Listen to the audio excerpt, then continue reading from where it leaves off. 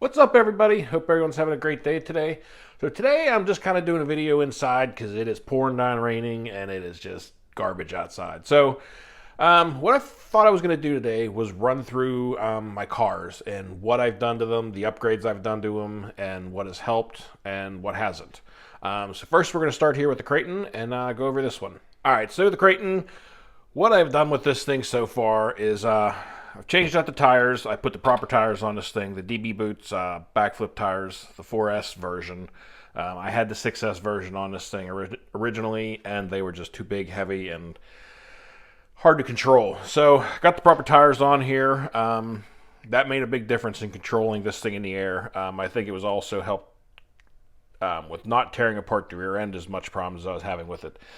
But besides that, the other thing I did do it was put the Hot Racing, if you can see that, but the Hot Racing aluminum differential yokes in there.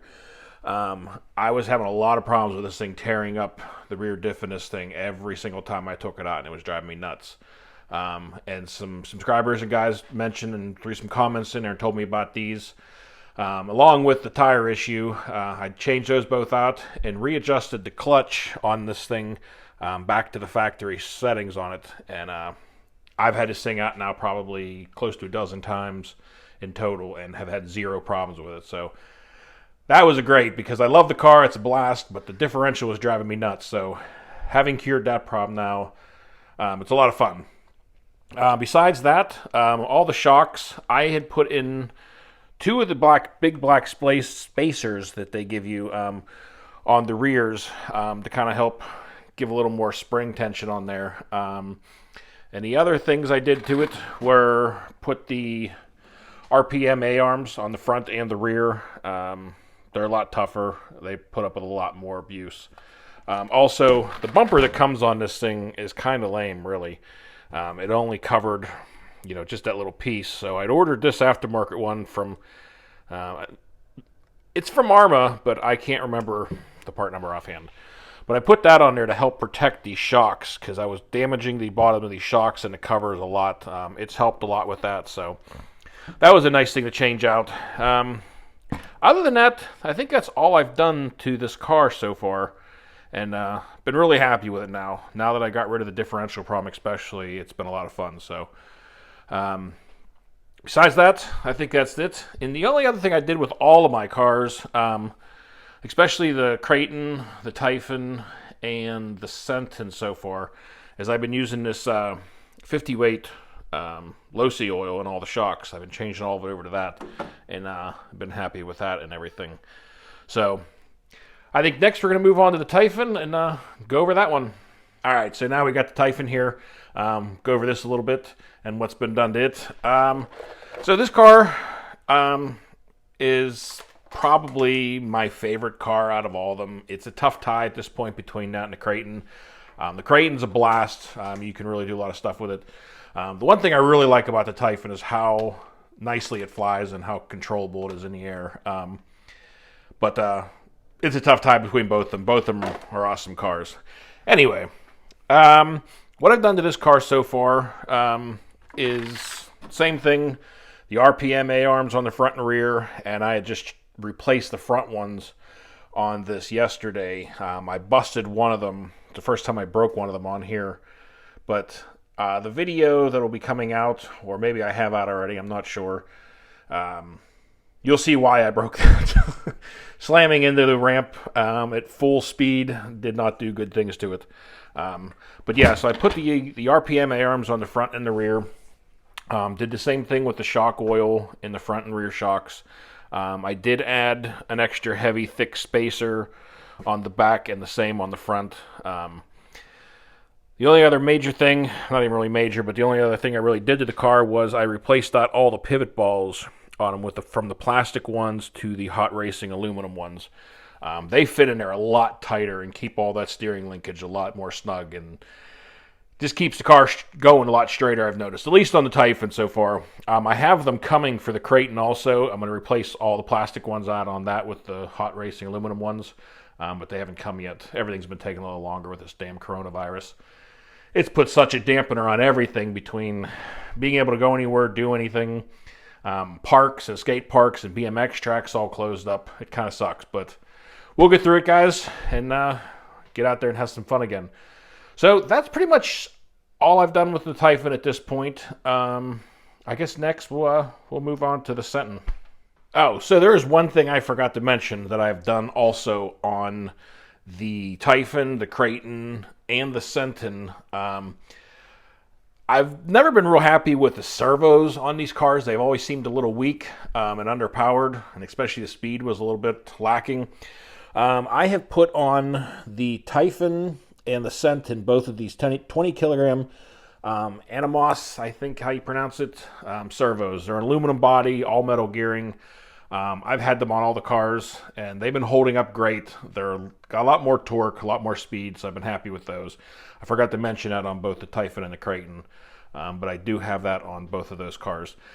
The Creighton, I went with the 25 kilogram servo, just because you do have a lot more mass with the wheels and for it to turn, so I went with a little bit heavier, and it seemed to be working great. Figured I'd add that. We got the Senton here now, and what can you say bad about the Senton, right? These things have been a beast.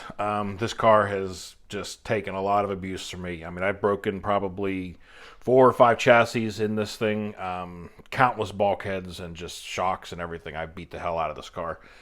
When I first bought it, it was the brushed system, and decided that wasn't fast enough pretty quickly, so I went and got the Onyx brushless 2S3S LiPo system in this thing, and it really woke it up and absolutely loved the car and made me just completely fall in love and get back into the RC world again.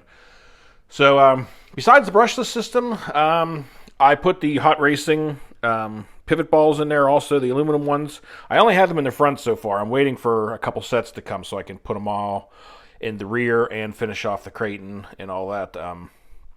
But besides that, I put different wheels and tires on it. Did the same thing with the oil and the shocks, the 50 weight in the front and the rear. And that's really about it. Did the 20 kilogram servo in this one also. And that's been about it. It's been a tank though. Absolutely love the car. It's a blast to jump. So I think that's really it for the Senton. They haven't done a ton to it besides the electronics on that one. So next we're going to move on to the Rustler. All right, so here is the Rustler. This is the second body shell that's been on this car. The first one has been long since destroyed. What I've all done to this car, it has a lot of RPM on it. I have the RPM front A-arms, the rear A-arms, the RPM front bumper, the front bulkhead, the rear bulkhead. Everything's all RPM on this, and it's been holding up pretty well. Have these aftermarket shocks. I apologize, I don't remember the name of them, what brand they were, but they've been working out pretty well on it. If I could just get the handling issue together on this truck, I think I'll be really happy with it. So I'm going to try changing out the front diff grease in this thing. A subscriber mentioned to me about maybe trying that and seeing if it helps in the front, so I might give that a try here today. Besides that, I've gone through an ESC on it. It burned up, and that was because of my lack of maintenance at the time. The front motor had gotten filled with a lot of mud and water and locked up on it and caused the ESC to go up in smoke. So I fixed the motor, and I just had the motor again, the front bearing on it, blow out about a week ago, and I replaced the bearing. The car's been happy ever since. The biggest upgrade I did to this car, and I have a set coming for the Slash now, are these drive shafts. These are made by MIP, I believe, and they are all steel drive shaft. They're unbreakable. I have absolutely beat the hell out of them, and these things will not break. And they work really well. Like, there's no vibration issues or anything like that. Like, they seem to be pretty well balanced. And if you're doing any bashing with these things, the Rustler or the Slash, they're great. You will not have problems with breaking drive shafts if you get these. They are about $80, but I kind of calculated where I was going through regular Traxxas drive shafts every time I took it out, and spending $15 for a set of those, it was worth it to not have to deal with it anymore and having to tear it apart. So that's probably been the best thing I put on this car so far as durability. So besides that, that's pretty much about it. This does have the stock servo in it still. It's been holding up pretty well. I heard a lot of people complain about the Traxxas ones and these, that they were filling up with a lot of dirt and have a lot of issues and going bad. So far I haven't had any problems with that, actually. But I think that's it for the Rustler. So now we're going to move on to the last one, the Slash. And it's not totally together right now because I'm still waiting for the other drive shafts to come so I can change those out. All right, so now we got the Slash here. I think this is body shell number 4 on this truck in the short time that I've had it. I beat this thing up pretty well. But when I got this was the Traxxas Slash Platinum Edition. And the difference was it came without a controller or a receiver, but it came with the upgraded aluminum steering knuckles and the rear carriers and the upgraded shocks. They're heavy-duty big bore shocks or whatever they're called. They're a lot better. They have the aluminum caps and so on, and they're aluminum. And they've been holding up because that was the big complaint I had with the Rustler right off the bat was the shocks just blew apart. And I've beat this car up pretty well already, and the shocks have been holding up great and seem to handle really nicely. It worked out well because I have the FlySky controller and receiver on all of my cars. So it not coming with a controller or receiver was fine because I was going to put my own receiver and use that controller on it anyway. And it came with the upgraded aluminum stuff, which was nice. So besides that, it didn't come with the turnbuckles and the steering and all that. So I changed these out not too long ago, and so far they've been holding up well. Besides that, I had done the RPM rear bumper and the RPM front bumper and the A-arms on this. And it's been pretty bulletproof. The only thing I broke on it really was the damn drive shafts. So that's why I have a set of the heavy-duty ones coming that I have on a Rustler to put on this thing. But hopefully make this thing pretty bulletproof. Really like the way the truck handles. It jumps nice. But these drive shafts have been a really weak spot on this thing, I've noticed. So I'm going to change those out and get this thing back rolling. They should be here in the next day or two, so I'll be able to get this thing fixed up and back on the road. Hopefully by then the weather will be a little better. So besides that, that's pretty much everything it for the cars. I keep a lot of parts on hand. Well, I don't know if this is a lot, but I try to keep as much stuff of normal breakage stuff I have, the input gears and extra A-arms and bulkheads and all that kind of good stuff. Different sets of shocks and all that. And a big pile of extra tires. But, yeah, I try to keep a few normal braking things, around just so that if I bust it, I can kind of get it running, again, without having to wait a week or 2 weeks for parts to come or for the hobby stores to open up, which right now none of them are even open, so. But anyway, I think that's it for the cars. I'm going to just real quickly also just show you, in case anybody's interested in trying to record stuff also, what I use or what I've been doing to record stuff when I'm out. Nothing special, but hey, if somebody else wants to try to, do something, pass on the information, why not? I just figured I'd show you real quick what I use as far as my recording rig. And what I use this every day. Nothing special at all. Just have a regular tripod. I think this extends out to 5 feet tall. It has the phone extender, mount on top to be able to clip your phone in there. And what I used for the controller mount was, I was looking around at first when I first decided to start trying to record, what I was doing with the cars. And I was trying to find some different ones, and I saw Traxxas, made one that clipped into their battery tray type setup. And I came down to my garage here and was looking around to see if there's something I could rig up. And I had this on my motorcycle. What it was, it's made by Arrma, but it's meant to clamp to your handlebars, obviously, but it worked out perfectly. You can clamp it right to the controller, and then those little foam jaws there open up, and you just stick your phone in there. And it's rubberized. It works really good. It holds it very well.